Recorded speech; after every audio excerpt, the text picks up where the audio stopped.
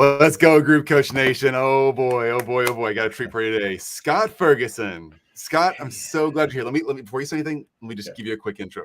Scott legitimately has a top tier podcast. A lot of people say that. Scott's one of those guys who actually runs his podcast through real data apps. You can actually see it.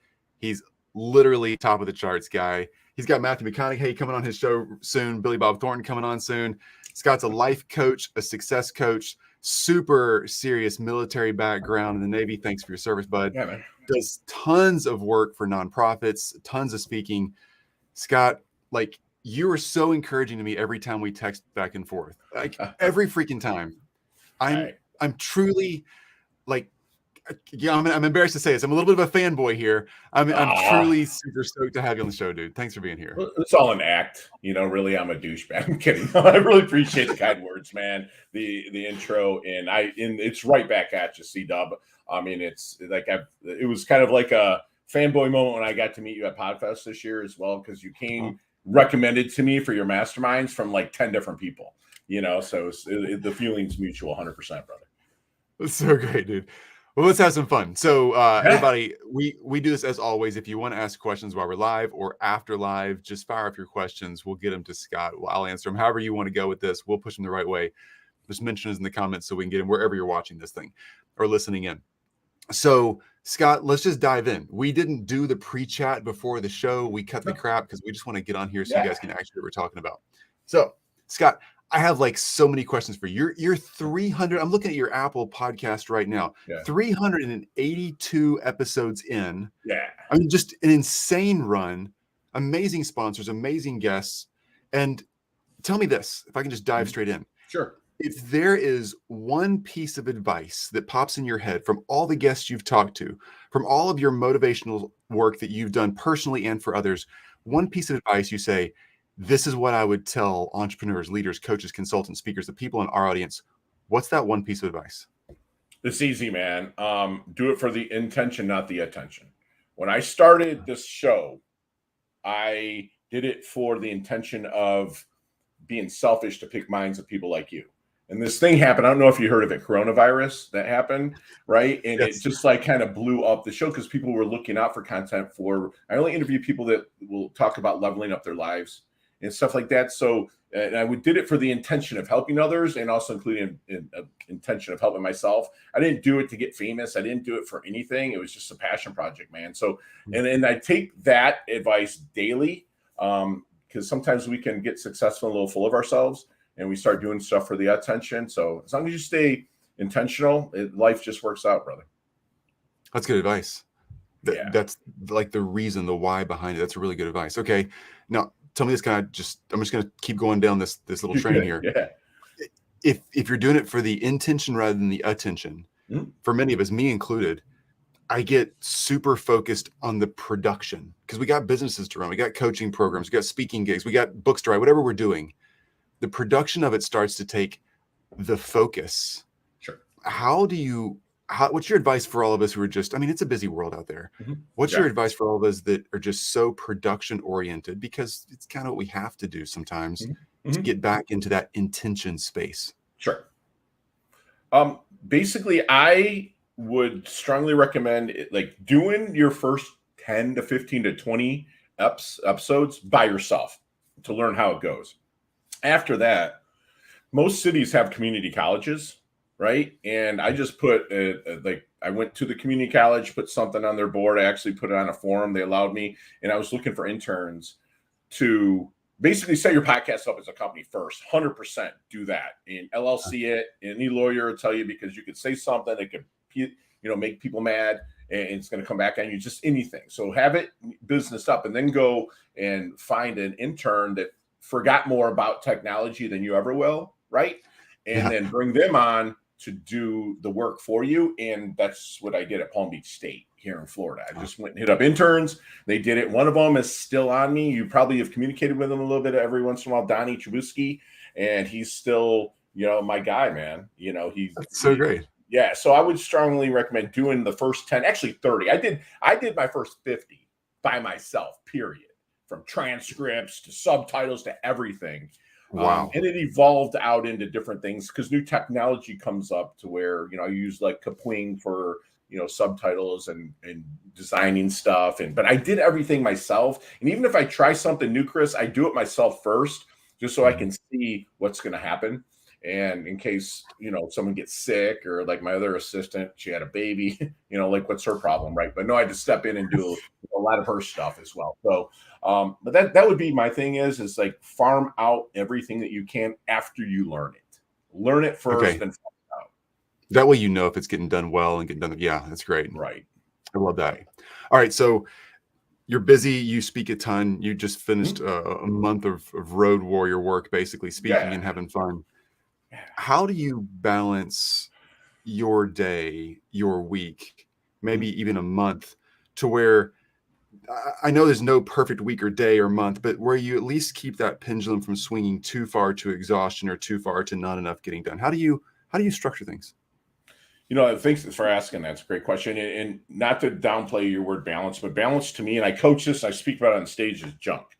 Like, I'm a harmonic guy. I'm harmony. In my book that's coming out as a harmonic hustle. Everything is about harmony. And the reason why I say is balance kind of equals zero, right? Where harmony is like, I liken it to like a jazz band, where the drums might be God and spiritual, personal growth might be the guitar, the piano might be community, family might be the horns. And if one of them's out of tune, right, it doesn't sound good. So I always am looking at the one instrument that needs the most work that day and level that up. And it just makes more of a harmonic day, if that makes sense. It's like you're going to have the horn player might be sick one day. The piano guy's got the flu, right? But if you can have those 8 pillars or 8 instruments in harmony, then their days seem to flow a lot better. I'm a big believer in, people are like, man, time flies. You want time to fly because that means you're doing great things. Because if time sucks, it seems to drag. I'm 51 years old now, and I don't want time to go much faster, right? But at the same time, I like to live in that mindset. And by doing that, I have to set up a harmonic, hustle is what I call it, and keep it going that way. Dude, you're 51. I met you in person. You're like 35. You're freaking rock. Thanks, man. My body doesn't. My mind's there, Chris, 100%. But my body is not always following along. So everything I do, again, that's part of the harmonic hustle, is that my body's got to stay hydrated. I've got to make sure I'm taking, do a lot of fasting, a lot of hanging out with the right people and going to the right places, so I appreciate that, So, good friends make a huge difference. Yeah, absolutely. And I have a great jiu-jitsu community that we're all like kind of next youngest guy in the mat is 38. And, so it's, just being able to go there 6 a.m., 4 days a week when I'm here in town. If not, I'll find an academy somewhere and just go in, and that just keeps the sweat going, keep the rolling. Breaking a sweat every day is critical. Once you get past 35 years old, you have to. And you're pretty well put together, so I'm sure you know about this. You know what I'm saying? So you have to. Absolutely. I love that you're treating jiu-jitsu like a bully on the playground. You're actually showing up on the playground with people 15 years younger than you, so you can beat them up. This is great. Bro. If you stay technical, I get destroyed, because I come from a wrestling background where everything's go, where jiu-jitsu is more of gentle movement, even though you're breaking limbs. Like case in point, my coach, Tubby Aliquin, shout out Tubby. She's fighting in Thailand, this Friday on One. If you have Amazon Prime, tune into One Championship. She's fighting there, and she's 115 pounds. And if we go technical, she chokes me out every time, single time. Now, I could pick her up and Hulk her, if things got weird, but it's not about that. It's jiu-jitsu's life, because someone could be laying on your chest, on your stomach, and you're having to learn to breathe out of your upper chest or diaphragm. It's just like life. And that's why I've been glued to it for the last 15 years. And it's probably easily the best workout that you can possibly get. So, dang, you're making me want to look up a jiu-jitsu gym now. This Come is to great. South Florida one time, Chris. We'll speak. We'll build a mastermind down here, and then I'll bring you to the academy, man. And then I'll break an arm. Yeah, this will be great. Jiu-jitsu. Okay, awesome. All right, so you're doing speaking gigs. You're doing your own coaching. You're doing your podcast. Yeah. You're doing another book right now. Like, you got a ton going on. Mm-hmm. as you think through, again, all this conversation today, folks, is mindset and action. We got to have the right mindset. Yeah. We got to have the right output. And the balance question you just addressed was really great. Harmonics, not balance. I love that. When it comes to mindset, every time we talk, you're a really positive guy, but I'm assuming you have a down day. Absolutely. What do you do? Like, let's say it's a string of down days. Maybe the deals you hoped were going to go through didn't go through, or you get some bad news about a book launch or whatever. What do you do? You know what? That's a great question. Like, no bullshit. Like, how do I you got wake you, up in bro. the morning feeling like crap? What do you do? No, I got you. Honestly, I do nothing. Like, I look at my schedule. Tiffany, until she had her kid, I'm just busting you on there, Tiffany. I love you.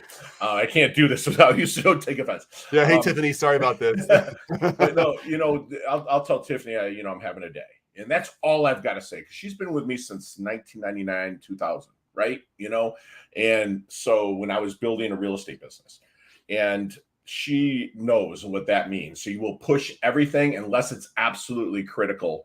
And then I live in this place in South Florida. We have this huge Epsom salt thing called the Atlantic Ocean, like right here out my window.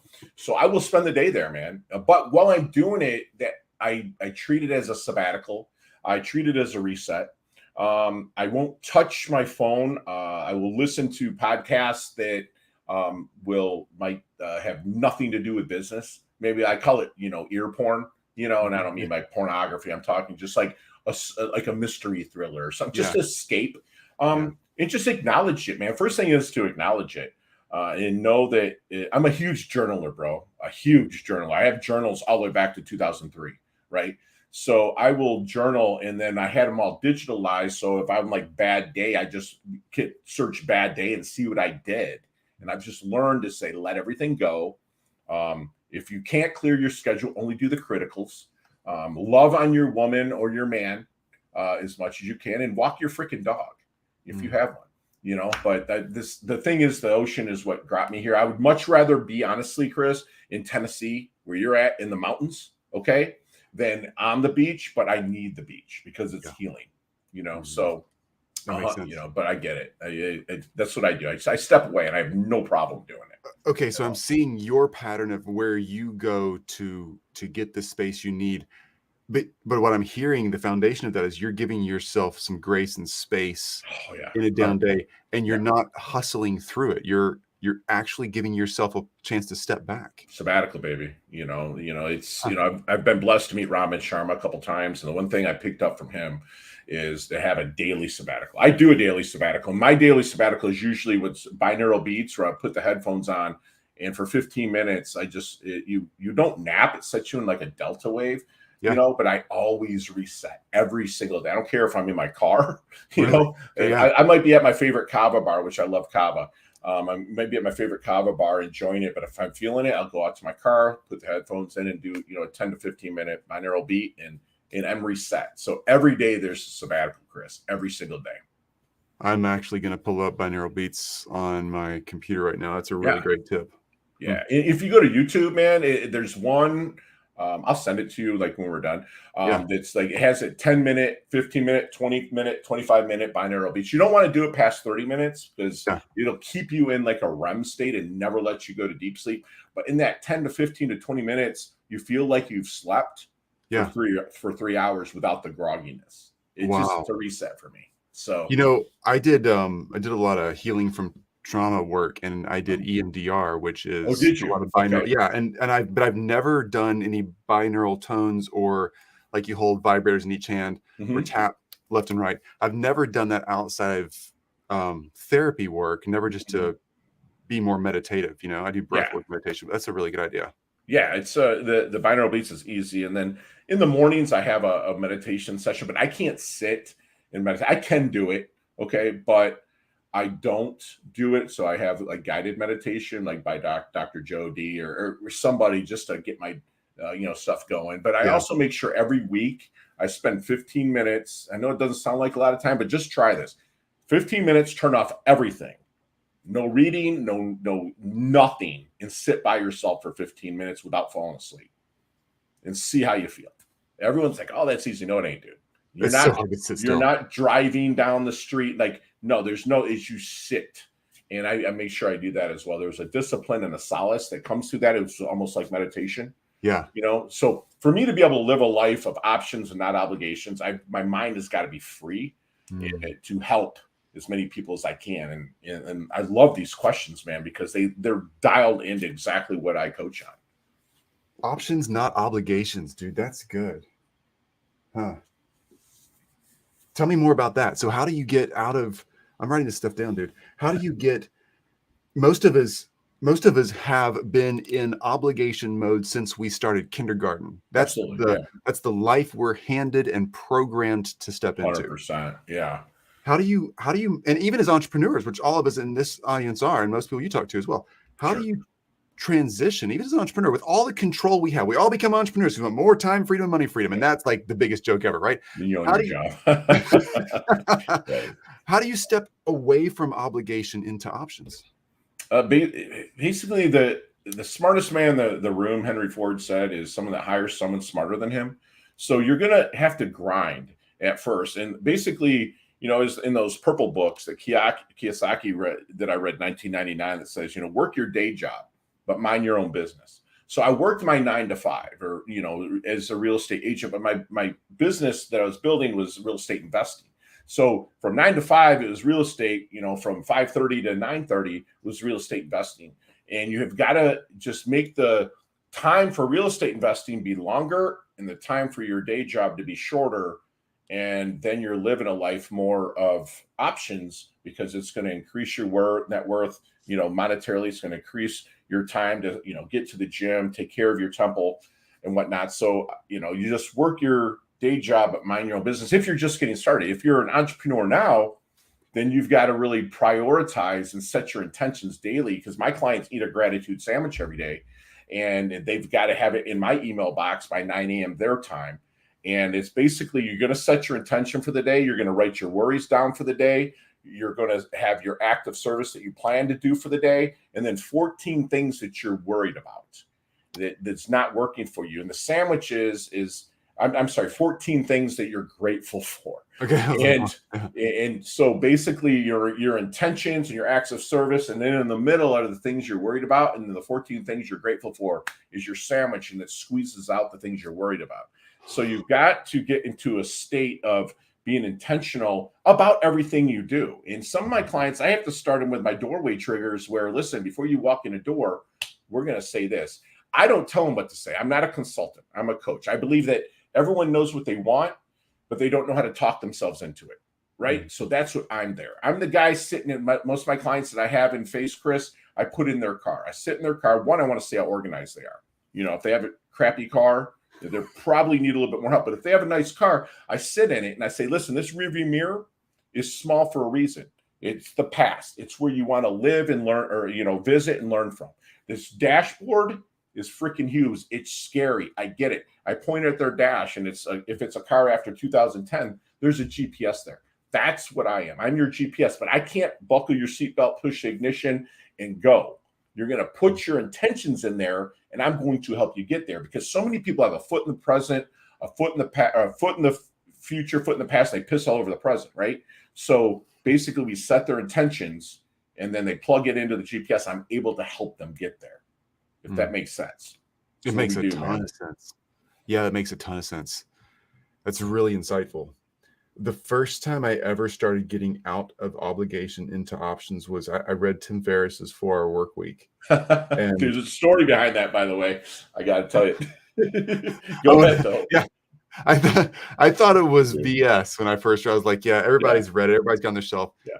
But dude, I was so desperate trying to get away from 14-hour work week for work days. And I outlined it. And I literally did what it said. I put it in a big mind map. I did what it said to do. 4 months later, I had quadrupled my income and cut my hours down to 4 hours a day. And from there, it got better. But and it was because here's the thing I did, the trick I did. Every day I set my phone to 20 minutes, an alarm 20 minutes earlier. And I had to get in the door, laptop and phone down before the alarm went off. For everybody, I have 5 kids and plus Jill, so 6 people other than me in the house. Sure. I had to pay everybody $1 a minute that I was late. So $6 a minute, $400 an hour. And I did that. Yeah, it was great. I had to pay out 2 or 3 times But Wow. that forced me 20 minutes a day to start implementing things that were actually going to make a change for my life, not just keep me on the hamster So wheel.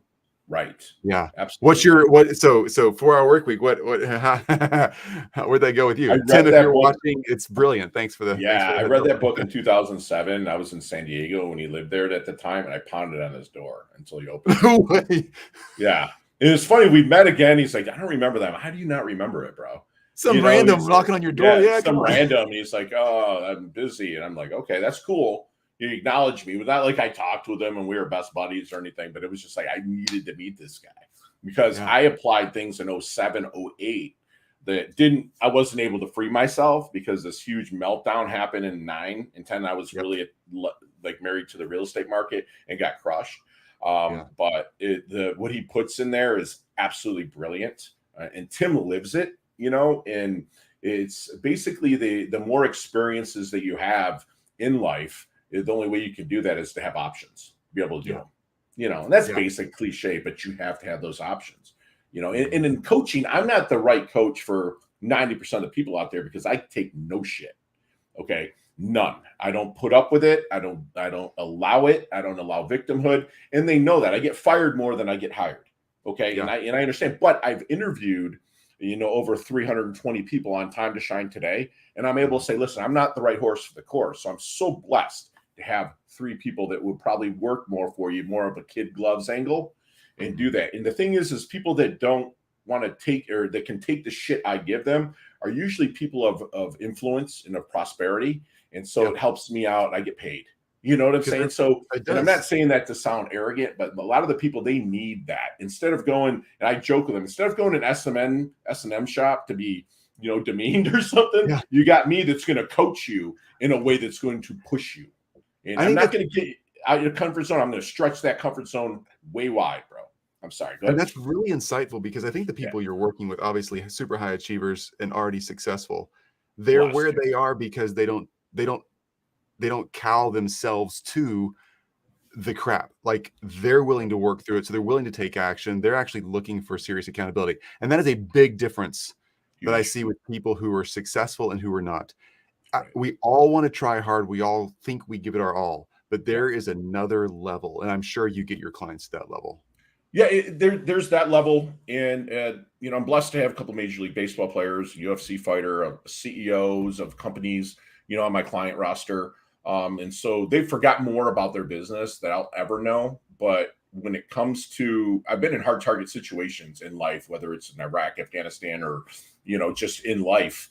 And I know how to really just stay that course, stay that mindset, and stay what my good friend, late friend, Trevor Morad would say, who I was blessed to be coached by, who worked under like Nick Bollettieri's tennis. I mean, all his clients are Russell Wilson, John Elway. I mean, this guy's a baller.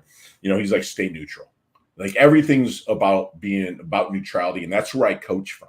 If you have Tom Brady, the GOAT, he's throws an interception. He goes to the sideline. He's not like, shit, man, I threw an interception. I'm going to throw it. No, dude, he went to neutral. Nothing he can do about the past. All he can do is just plan and stay in that moment till he takes the field again. And that's where I take my clients to, is neutrality. Wow. And those high achievers don't get that at first, Chris. They want to just go and control. They're not controlling the uncontrollable. They're trying to control the uncontrollables, right? And they do that. So if I can bring them to neutral, and a lot of people, I'm known as a positive guy. They're like, I was playing at Bears Club, in PGA National Golf, and I shot like a 119, dude, on the championship course. It was terrible. And they're like, oh, how'd that 119 go, Ferg? How's that positive thinking? And I'm like, well, positive thinking didn't work out today. It doesn't work out 100% of the time, but you know what does work out 100% of the time? Negative thinking. And I don't go there. Ain't happening. I've had, my little brother killed himself. I was sad, but it didn't take me negative. Guys that I served with in Iraq, Afghanistan, Somalia killed themselves. Didn't take me negative. Went through 2 marriages. I get down, but I also have a tribe of people, Chris, that I can call that vibe like me, and they'll be like, all right, Ferg, this is what we're going to do. And that's a huge thing, is surround yourself with the people that are going to empower you, not cater to you, brother, but empower you. Yeah. Ooh, good stuff. Yeah. All right. Let me just hit your website up here for you listening in. I got more questions. Hang on, Scott. But for you listening in, folks, The website here on the screen is timetoshinetoday.com. Timetoshinetoday.com. That's the podcast. That's the brand. That's how to find him. Scott, tell me like your ideal client that works with you. Mm-hmm. Who is that person? It's a person that 100% must be coachable.